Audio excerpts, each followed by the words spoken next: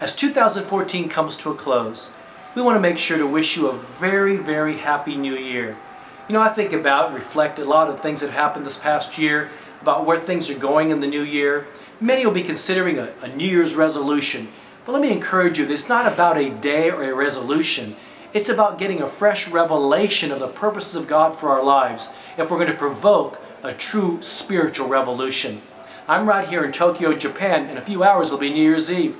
We're in the land of the rising sun, and they say the sun rises from the east and sets in the west.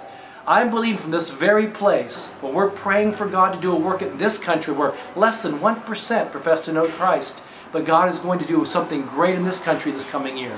He's going to do something great all over the world because of friends like you, as we believe God together, that we come to that place of right perspective and asking God to do something fresh in us, not about a day, not about just a season, but an opportunity for harvest of souls. You know, it doesn't take a whole lot of seeds, just a few small seeds to bring a great harvest and to provoke an awakening.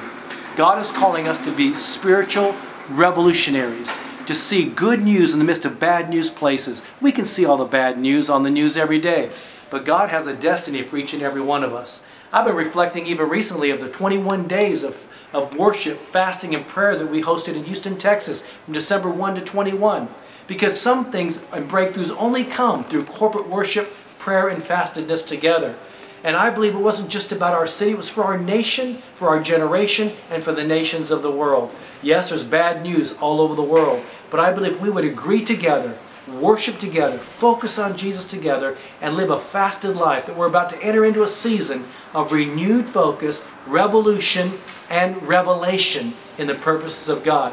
I've been thinking about, as I've been looking over our 3 magazines we produced this year in Somebody Cares, and all the great testimonies, good news and bad news places on almost every continent that you and I have partnered together with. Would you continue to pray? Let's stand together. Let's believe God together for the greatest time ahead, the greatest season ahead to impact nations of the world. This is our moment. This is our time for the church to arise. It's time for a great awakening. But for that to happen, it takes a few of us to plant small seeds of our own lives of obedience for God to do something great.